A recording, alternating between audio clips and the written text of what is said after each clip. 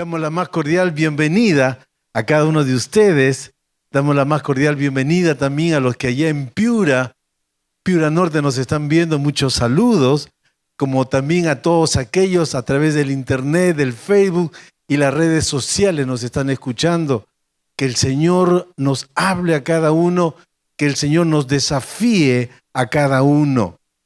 En esta nueva serie que estamos empezando, Sígueme viviendo como discípulos de Jesús, tenemos como base el libro de Filipenses, el capítulo 1, versos 1 al 2. Vamos a leerlo. Filipenses capítulo 1, versos 1 al 2. Dice: Pablo y Timoteo, siervos de Jesucristo, a todos los santos en Cristo Jesús que están en Filipos, con los obispos y diáconos. Gracia y paz a vosotros, de Dios nuestro Padre y del Señor Jesucristo. Cuando uno lee las palabras introductorias, estos dos versos del libro de Filipenses, nosotros vamos a encontrar que el tono con el cual escribe aquí es muy distinto a las otras cartas. Se trata de una carta escrita de un amigo a otro amigo. Se trata de un discípulo a otro discípulo. A excepción del resto de las cartas, tanto tesalonicenses como Filemón, también hay una relación de cariño y de amistad. Pero cuando uno mira el resto de las cartas, siempre al inicio, Pablo se va a presentar como apóstol. Va a colocar en primer lugar la autoridad que el Señor le ha dado. Por ejemplo, cuando nosotros miramos el libro de Romanos, capítulo 1, verso 1, dice así: Pablo, siervo de Jesucristo, llamado a ser apóstol, apartado para el evangelio de Dios. Lo mismo lo vemos en la primera carta de Corintios, en la segunda carta de Corintios, en la carta de Gálatas, de Efesios y de Colosenses. Y Pablo empieza estas cartas presentando las credenciales oficiales que le confieren el derecho de escribir, como también el destinatario, el deber de prestar la atención. Pero cuando escribe a los filipenses, no presenta la credencial, no tiene necesidad. Porque cuando uno lee el libro de los Hechos, la iglesia ya en Filipos era una iglesia muy especial para el apóstol Pablo. Había un cariño entrañable. Aún en los momentos de necesidad, uno va a mirar el cariño, la consideración que esta iglesia tenía con el apóstol Pablo. Por eso muchos estudiosos van a decir que la carta al libro de Filipenses es una carta de un amigo dirigido a sus amigos. Pero hay un título que el apóstol Pablo no prescinde. Se presenta como siervo de Jesucristo. Entre todas las cosas que el apóstol está escribiendo acá a la iglesia de Filipos, sí, somos amigos. Sí, hay un cariño entrañable, pero Pablo nunca dejaba de enseñar, Pablo nunca dejaba de formar a la iglesia y no va a dejar de lado este título de siervo, que en el griego muchos de nosotros hemos escuchado que es el doulos de Jesucristo, como lo coloca la Biblia que la mayoría de nosotros usamos, la Reina Valera 1960. Pero también hemos escuchado nosotros que cuando la Biblia habla del doulos, habla mucho más que un servidor. Habla de un esclavo. Y la palabra doulos, cuando se escribe en la palabra de Dios, se utiliza exclusivamente ya sea para describir el estatus del esclavo o una actitud que corresponde con la de un esclavo. Sí hemos explicado alguna vez que el servidor, el siervo, es libre para ir y venir. El siervo puede renunciar si quiere. El siervo puede escoger el amo que más le conviene. En cambio, un esclavo no puede hacer eso. El esclavo es de posesión exclusiva de su amo para siempre. Y cuando hablamos de esclavo, esta palabra va a enfatizar la dependencia que él tiene con respecto a su Señor. Entonces, cuando tú y yo decimos somos siervos del Señor, una de las cosas que tú y yo debemos de entender es que la palabra de Dios va mucho más allá. Y nosotros, aunque no es un término que usamos, pero nosotros seríamos esclavos de Jesucristo. Y cuando hablamos de esclavos de Jesucristo, entonces el servicio, la tarea que nosotros vamos a hacer, ya no es cuestión de opción. Ya no es cuestión si yo lo hago o no lo hago. Tenemos que realizarlo. Nos guste o no nos guste, tenemos que realizarlo. Porque como esclavos de Jesucristo estamos sujetos a la voluntad de Él y no estamos sujetos a la voluntad nuestra. ¿Sabe qué, mi hermano? En nuestra Biblia, Reina Valera 1960, no aparece las 124 veces que en el griego se menciona la palabra esclavo. Hay razones por las situaciones que se vivía en el tiempo de la traducción, cuando se hablaba de la trata de esclavos en aquel entonces. Pero eso no significa que vamos a perder de vista que tú y yo, como discípulos de Jesucristo, como tú y yo, seguidores de Jesucristo, llegamos también y estamos en la condición no solamente de ser servidores de Jesucristo, es mucho más que eso.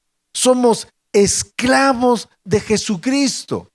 Y cuando el apóstol Pablo se llama así en este primer versículo como esclavo de Jesucristo, va a certificar 3 verdades importantes en la vida de los discípulos, que es el tema que vamos a estar tratando en estos momentos. En primer lugar, esta palabra certifica que es posesión exclusiva de Jesucristo. El que tú y yo seamos esclavos de Jesucristo, el que Pablo se llame esclavo de Jesucristo, certifica que es de posesión exclusiva de Jesucristo. Y Pablo, a través de las Escrituras, va a mostrarnos a nosotros cómo es que tú y yo hemos llegado a ser posesión exclusiva de Jesucristo. En primer lugar, porque Él te amó y te adquirió por precio. Porque Él nos amó a nosotros y nos adquirió por precio. Primera de Corintios capítulo 6, verso 20 dice: porque habéis sido comprados por precio. Glorificad pues a Dios en vuestros corazones y en vuestro espíritu, los cuales son de Dios. El contexto de este pasaje bíblico, Pablo está hablando contra el libertinaje sexual, que muchos pensaban de que sí, podían utilizar su cuerpo en los deseos, en los placeres de la carne. Pablo está diciendo que eso no es posible, porque tú y yo hemos sido comprados por la sangre de nuestro Señor Jesucristo. Se ha pagado un precio. Por lo tanto, no nos pertenece a nosotros, pues dice: a Dios en vuestro cuerpo y en vuestro espíritu, los cuales son de Dios. Tú y yo somos propiedad exclusiva de Dios. Efesios capítulo 1, verso 5 dice: en amor, habiéndonos predestinado para ser adoptados hijos suyos por medio de Jesucristo, según el puro afecto de su voluntad. Dios nos compró a nosotros. Tú eres propiedad exclusiva de Dios. ¿Por qué? Porque Dios lo hizo por amor a ti, sabiendo nuestra condición, que éramos esclavos del pecado, dominados por nuestra carne, dominados por nuestras pasiones, por medio de lo que hizo Jesucristo y porque nos ama a nosotros. Tú y yo hemos sido comprados, hemos llegado nosotros a ser hijos de Dios. Primera de Pedro, capítulo 1, versos 18 y 19, Pedro también certifica eso. Va a decir, como bien saben, ustedes fueron rescatados de la vida absurda que heredaron de sus antepasados.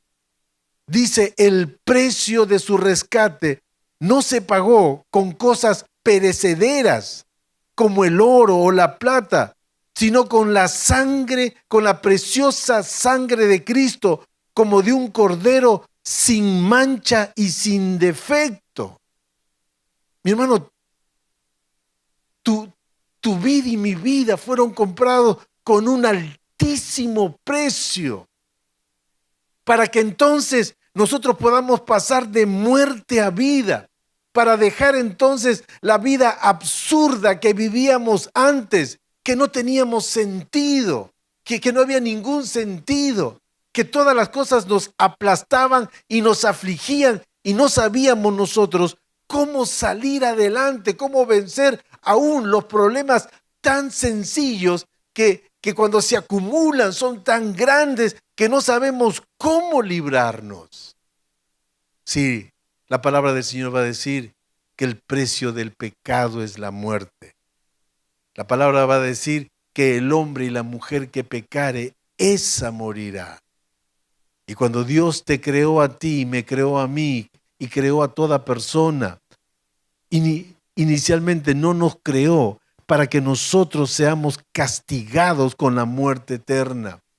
Por eso Dios tuvo que pagar un alto precio, un altísimo precio. Tuvo que pagar con la vida de su Hijo Jesucristo. Por lo tanto, al comprarnos a nosotros, tú y yo somos posesión exclusiva de Jesucristo. En segundo lugar, no puede pertenecer nunca a otro amo. Por lo tanto, entonces tú no puedes pertenecer nunca a otro amo, porque eres propiedad exclusiva de Dios. Mateo capítulo 6, verso 24, en ese dilema que estaban los discípulos que eran pobres y la gente era pobre y no sabía a quién escoger, va a decir, ningún esclavo puede trabajar al mismo tiempo para dos amos, porque cada amo tiene sus reglas, porque cada amo reclama obediencia. Y el Señor Jesucristo va a decir, ningún esclavo puede trabajar al mismo tiempo para dos amos, porque siempre va a obedecer o va a amar a uno más que el otro. Del mismo modo, tampoco ustedes pueden servir al mismo tiempo a Dios y a las riquezas. Mi hermano, tú que le has entregado tu vida a Jesucristo, el apóstol Pablo está hablando y está diciendo, y él le está diciendo a los filipenses que somos propiedad exclusiva de Dios, absoluta de Él.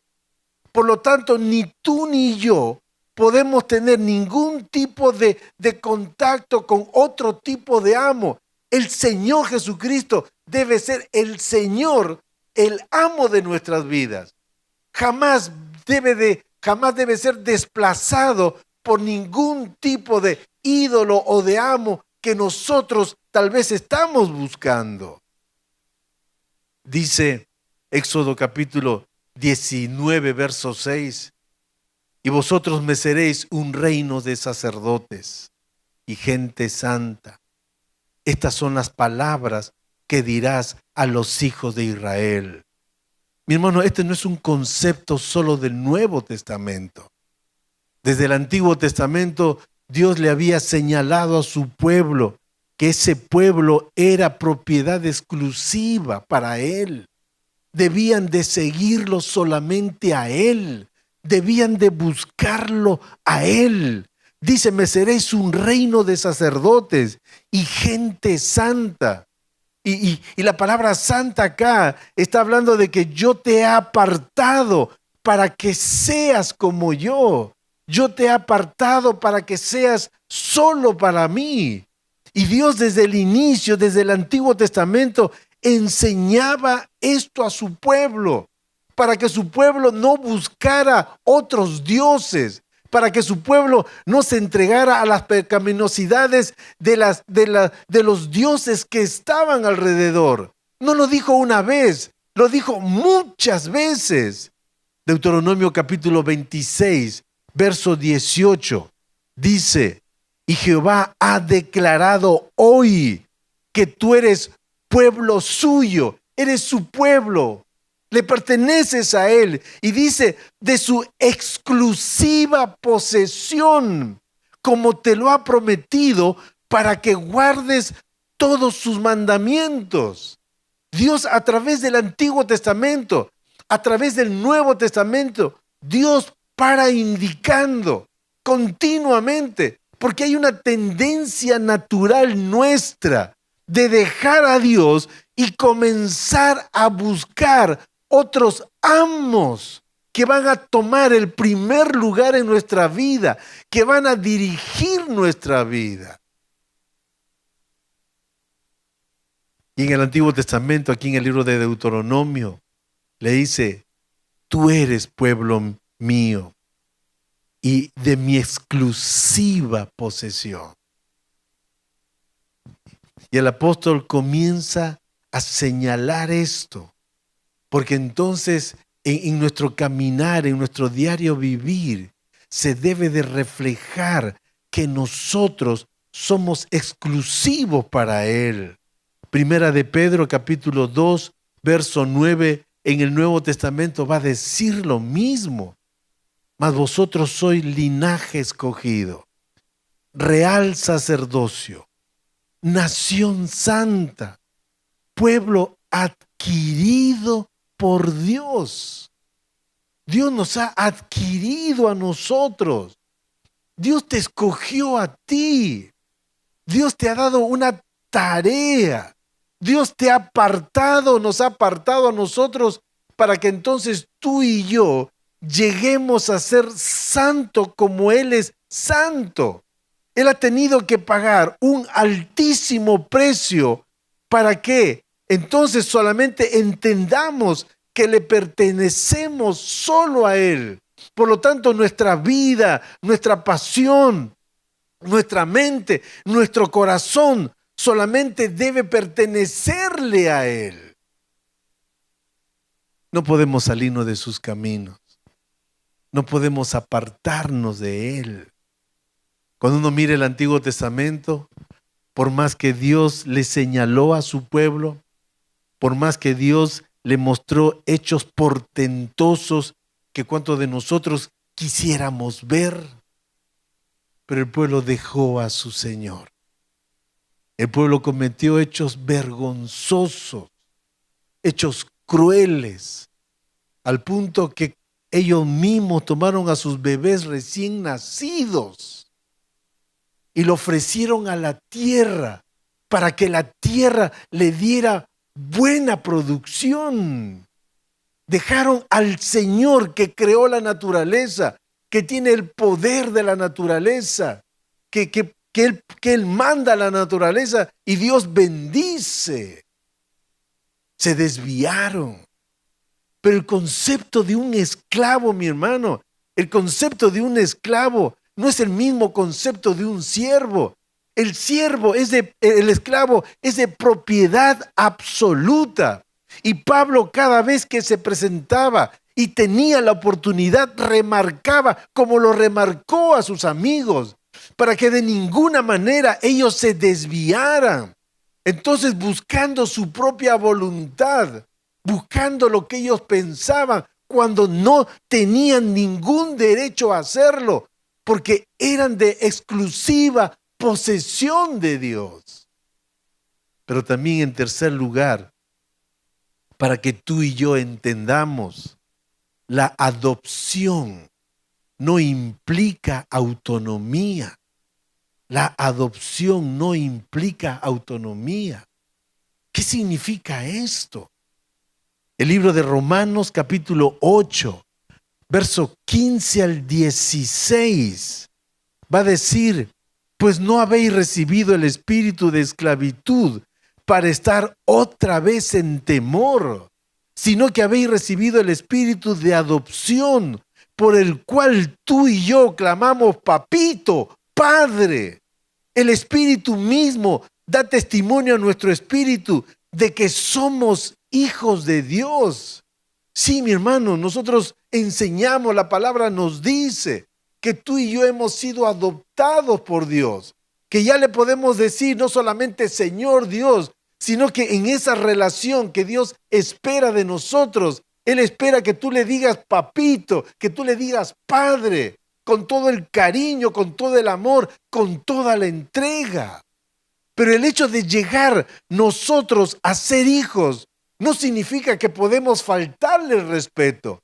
No significa que vamos a dejarlo de lado. No significa que entonces yo como hijo soy autónomo y comienzo a tomar mis decisiones muy aparte de lo que mi padre me pueda decir. Porque el mismo Señor Jesucristo enseñó este concepto de que nosotros debemos depender totalmente de Dios, porque sí, somos hijos, pero somos hijos exclusivos para Él. El Evangelio de Juan, capítulo 5, verso 30. Él va a decir: no puedo yo hacer nada por mí mismo, según oigo, así juzgo, y mi juicio es justo, porque no busco mi voluntad, sino la voluntad del que me envió, la del Padre. Sí, nosotros llegamos a ser hijos, pero mi hermano sigue teniendo ese mismo concepto de hijos que buscan solo la voluntad de su Padre. Y el mismo Señor Jesucristo lo va a señalar para dejarte a ti y a mí ejemplo de cómo debe de vivir un discípulo de Jesucristo, cómo debe de entender un seguidor de Jesucristo, que somos propiedad exclusiva de Él. Por lo tanto, yo debo de buscar la voluntad de Él y no hacer mi propia voluntad. No puedo independizarme y comenzar a manejar mi vida como yo creo o como yo pienso. En el mismo Evangelio de Juan, capítulo 12, verso 49, el Señor Jesucristo vuelve a decir: porque yo no he hablado por mi propia cuenta. Él dice: yo no soy independiente en las cosas que yo hago. El Padre que me envió, Él me dio mandamiento de lo que he de decir y de lo que he de hablar. El Señor Jesucristo vuelve a remarcar ese concepto de esclavo acá. Yo no hago mi propia voluntad. Yo no busco que la gente me siga por mis palabras. Él dice: el Padre que me envió, Él me dio mandamiento. No soy independiente, mi hermano. Tú no eres independiente. Tú no puedes alejarte de la iglesia. Tú no puedes comenzar a vivir solo la vida cristiana. No, tú eres posesión exclusiva de Dios. Dios te amó y te compró por medio de la sangre de nuestro Señor Jesucristo, para pertenecerle solamente a Él, para depender totalmente de Él. Ese es uno de los conceptos que tiene el esclavo. En segundo lugar, Filipenses capítulo 1 va a certificar que el esclavo debe obediencia absoluta a Jesucristo. Debe obediencia absoluta a Jesucristo. Sí, aunque es cierto que las obligaciones de un esclavo y las de un sirviente podrían solaparse en algún grado, pero hay una distinción crucial en esto. Nuevamente, los sirvientes se contratan. Los esclavos se poseen. Los sirvientes tienen elementos de libertad a elegir. Yo puedo, si era un sirviente en aquella época, yo podía renunciar al amo y no me pasaba nada. Y todavía yo me iba con mis derechos. Un esclavo no podía hacer eso. No podía hacer eso. El esclavo no tenía libertad ni autonomía. El esclavo no tenía derechos. En aquel entonces al esclavo se le consideraba como propiedad del amo. A los ojos de la ley en aquella época, al esclavo se le veía como una cosa en la casa. Nunca se le veía como una persona. El esclavo era alguien, era la posesión de alguien que estaba atado para obedecer la voluntad, sin dudar, sin argumentar a su amo. Por eso cuando Pablo dice, Pablo, esclavo de Jesucristo, una de las cosas que él está diciendo es que la voluntad del Señor es la suya. La voluntad del Señor es la suya, porque el esclavo no tiene voluntad propia. ¿Es un concepto nuevamente del Nuevo Testamento? No, mi hermano. Es un concepto desde el Antiguo Testamento. Números 16, verso 28 dice, hablando Moisés, Números 16, verso 28, en esto conoceréis que Jehová me ha enviado para que hiciese todas estas cosas y que no las hice de mi propia voluntad. Moisés delante, dirigiendo a ese más de 1 millón de personas, encaminándolos y dirigiéndoles. Él va a decir, en esto ustedes van a conocer que Dios me envió para hacer todas estas cosas. Y ustedes van a reconocer que no lo hice porque yo pensé, porque yo quise, porque yo dije, no, Señor, mejor por acá. Parece que te estás equivocando. No estoy de acuerdo con tu palabra. Tenemos que ir por acá. Moisés no está diciendo eso. Moisés está diciendo, ustedes van a descubrir que jamás hice mi propia voluntad. Porque en la tarea que Dios me dio, yo solo cumplí y yo solo busqué y cumplí la voluntad de Dios. ¿Te has puesto a pensar alguna vez en medio de las cosas que nosotros hacemos para el Señor, que era la voluntad de Dios y lo cumplí de manera correcta? Que realmente el anhelo, el deseo de mi corazón es hacer solo la voluntad de Dios. El Señor Jesucristo tenía muy en claro este concepto. El Evangelio de Juan, capítulo 4, verso 34, Él dice, mi comida es que haga la voluntad del que me envió y que acabe su obra. Él dice, mi comida, el anhelo ferviente. ¿Cuántos de nosotros no hemos estado de hambre? Y sin plata encima. Hemos buscado la comida, no importa. Hemos llegado a casa, no importa, comida de ayer, de antes de ayer, no importa. Pero la hemos buscado con un afán. Lo hemos buscado porque el cuerpo lo necesita, quiere comer. Y Jesucristo pone esta figura. Mi comida, lo que a mí me desespera, por decirlo así, lo que me desespera, lo que anhelo hacer, lo que quiero hacer, es hacer la voluntad del que me envió. Y ese era la tarea, ese era el vivir de un esclavo. El esclavo no podía salvo si tenía demasiada confianza. Pero el esclavo jamás podía decirle a su amo: yo creo que usted se equivocó. Pobrecito de él, si él hacía eso. No tenía ningún derecho, no tenía ninguna libertad.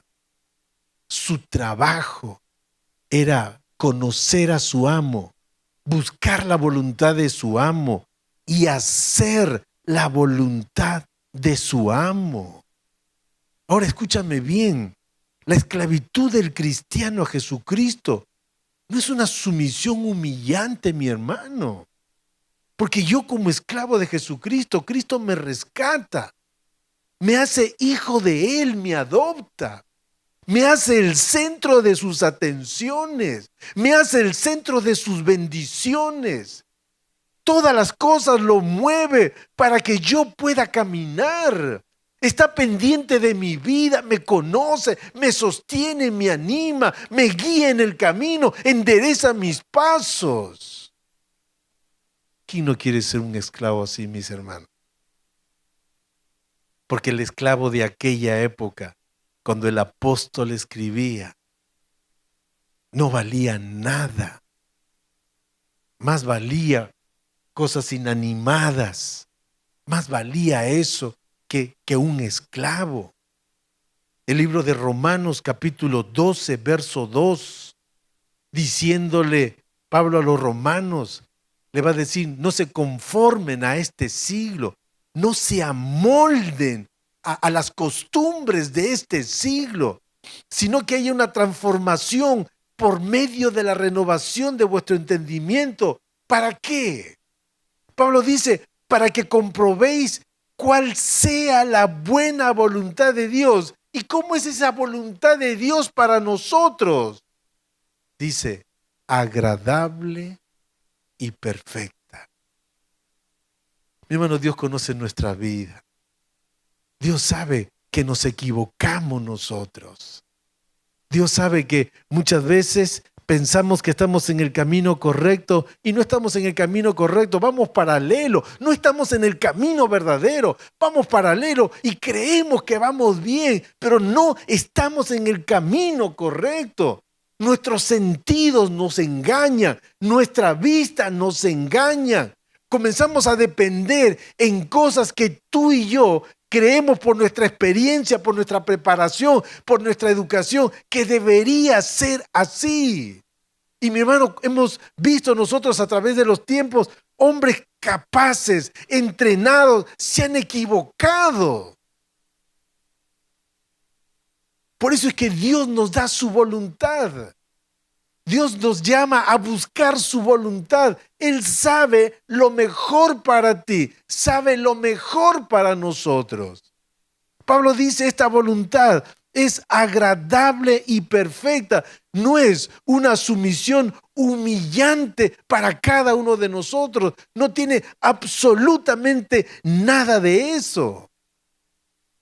En segundo lugar, la voluntad de su Señor es la única. Es la única. No solamente la voluntad de su Señor es la suya, sino también es la única. Juan 15:15. El Señor Jesucristo le dice a los discípulos: ya no os llamo siervos, porque el siervo no sabe lo que hace su Señor, pero os he llamado amigos, porque os he dado a conocer todo lo que he oído de mi Padre. Mi hermano, en el griego no suena así tan bonito, porque si nosotros dijéramos somos siervos, sí, somos siervos del Señor. Pero la palabra en el original no es siervo, no es diácono. La palabra en el original es doulos. Y lo que el Señor Jesucristo le está diciendo: ya no los voy a llamar esclavos, porque el esclavo no sabe lo que hace su Señor, pero os he llamado amigos, porque yo les estoy compartiendo a ustedes todo lo que Dios me dio. El pasaje nos dice cuál fue la reacción de los discípulos. Porque el Señor Jesucristo les hablaba a ellos de esclavos. Porque el Señor Jesucristo, cuando comenzó a prepararlos, sí, comenzó a decirles que tenían que buscar la voluntad de Él, solo la voluntad de Jesucristo. Pero mi hermano, cuando les dice aquí, ya no los llamo esclavos en el verso 15, sino que los llamo amigos, no está dejando de lado lo que es un esclavo. El verso 14, mire lo que dice el verso 14. Lo aclara primero para que no se vayan a equivocar, para que no vayan a pensar que van a llegar a ser independientes o autónomos. Verso 15, capítulo 15, verso 14 dice, vosotros sois mis amigos. Para llegar a ser amigos, ¿qué es lo que tienen que hacer? ¿Qué dice? Si hacéis lo que yo os mando. Ustedes van a ser mis amigos si ustedes hacen mi voluntad. Si ustedes hacen mi voluntad. Mi hermano, cuando el Señor Jesucristo llamó al apóstol Pablo, desde un primer inicio, Pablo era un hombre muy preparado. Pablo era un hombre muy capaz, sabía mucho de teología, sabía mucho del Pentateuco, conocía demasiado. Cualquiera diría, era un hombre totalmente preparado e idóneo para llevar adelante al pueblo. Pero ese día que tuvo su encuentro, Ananías le va a decir, Hechos capítulo 22, verso 14, y él dijo, el Dios de nuestros padres te ha escogido. ¿Para qué? Para que conozcas su voluntad. No le dice, te ha escogido porque tú eres uno de los hombres más celosos de las cosas del Señor. No le dice porque tú eres el hombre que más sabes.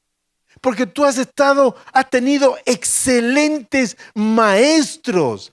Conoces muy bien el Antiguo Testamento. Conoces muy bien a los profetas. Dios te ha escogido para que lleves adelante la tarea. No le dice eso, mi hermano. Del nivel que él tenía, le está diciendo, tú tienes que ser esclavo. Tú tienes que ser mi esclavo. Esclavo de Jesucristo, para que conozcas su voluntad y veas al justo y oigas la voz de su boca, para que entonces cuando tú tengas que hablar y enseñar, hables de la voluntad de Dios, hables de lo que Dios anhela y busca. Por eso cuando Pablo escribía, sí decía, yo soy esclavo, porque yo no tengo voluntad propia.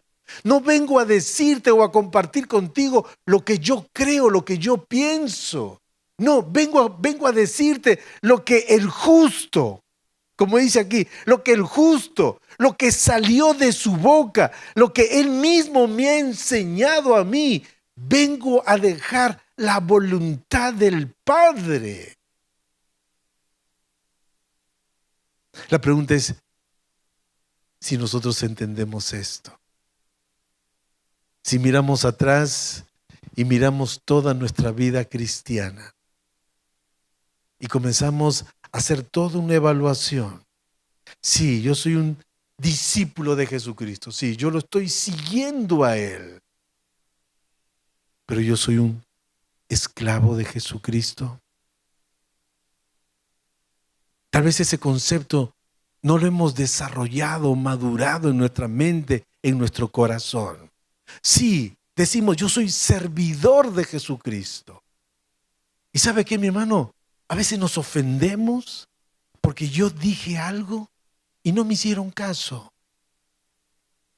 Porque como equipo hasta nos peleamos. Porque yo creo que debería ser así. Y es una lucha de voluntades. o comenzamos a decir, vamos a buscar la voluntad de nuestro Padre?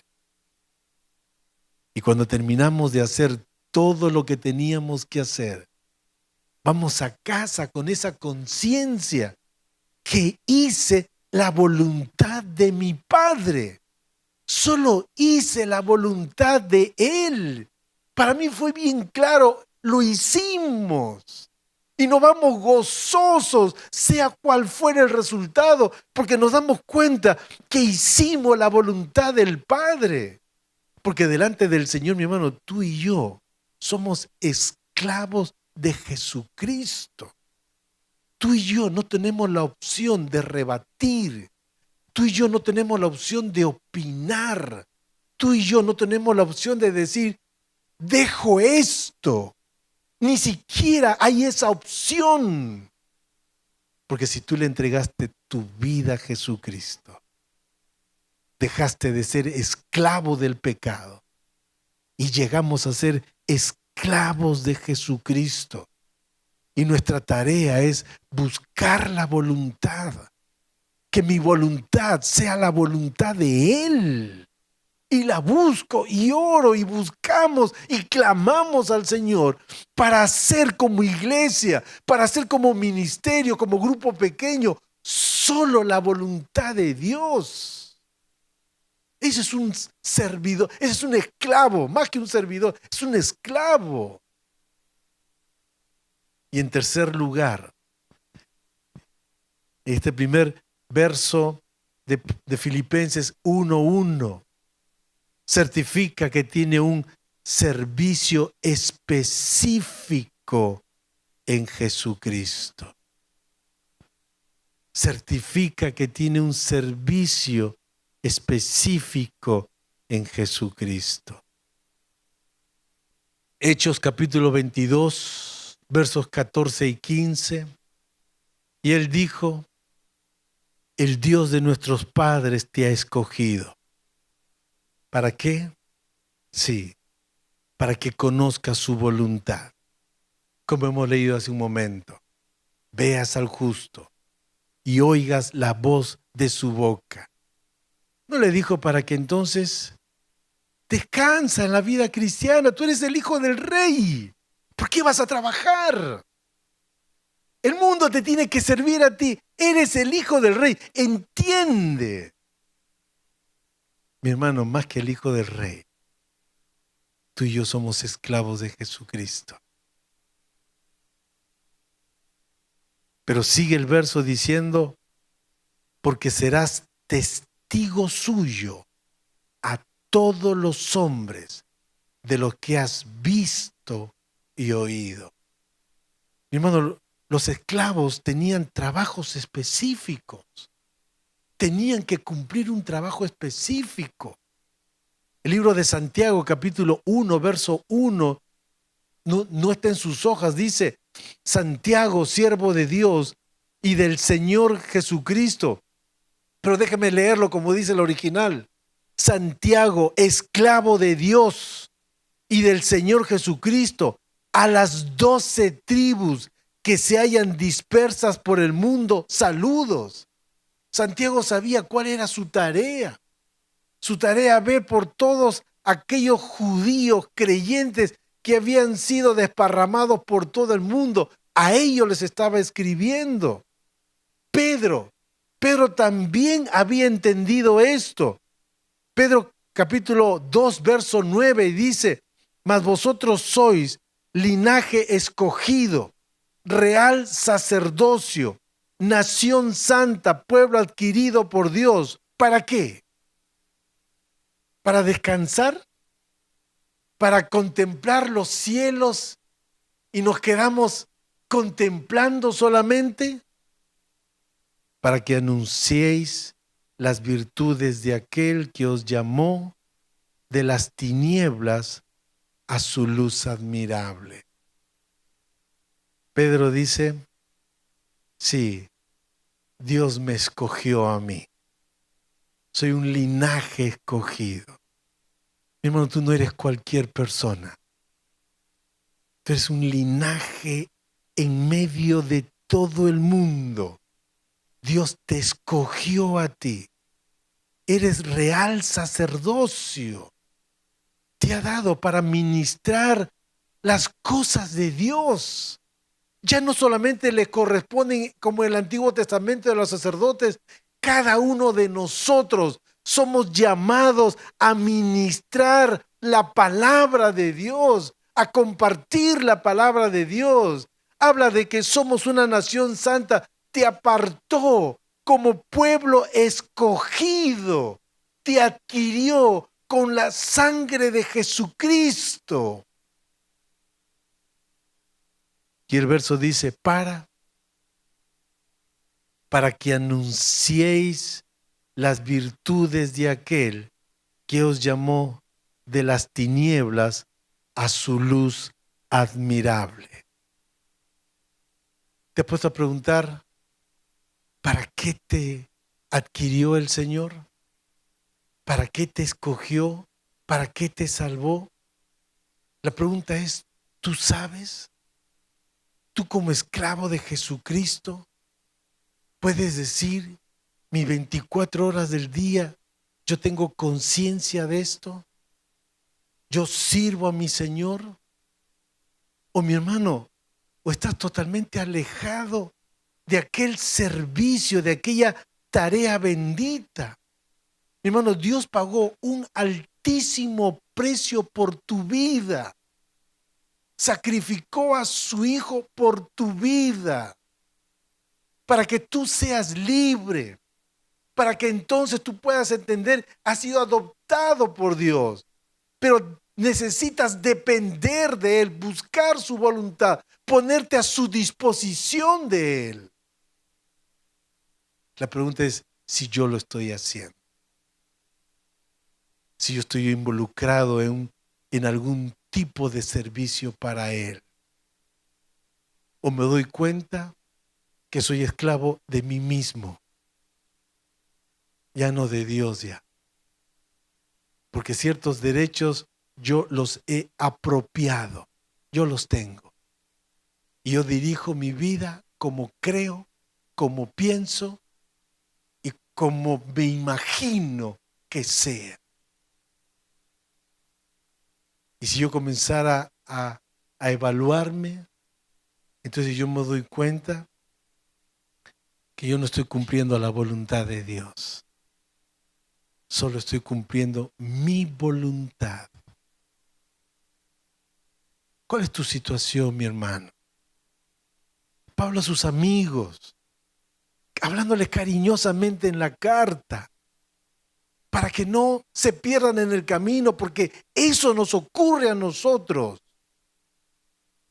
Él le dice, yo soy esclavo de Jesucristo. La pregunta es, mi hermano, ¿eres esclavo de Jesucristo? ¿O eres un servidor de Jesucristo?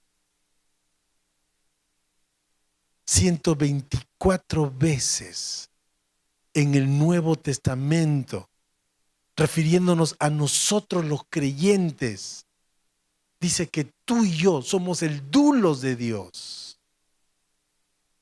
Podemos cumplir tareas como servidores, pero somos el dulos de Dios.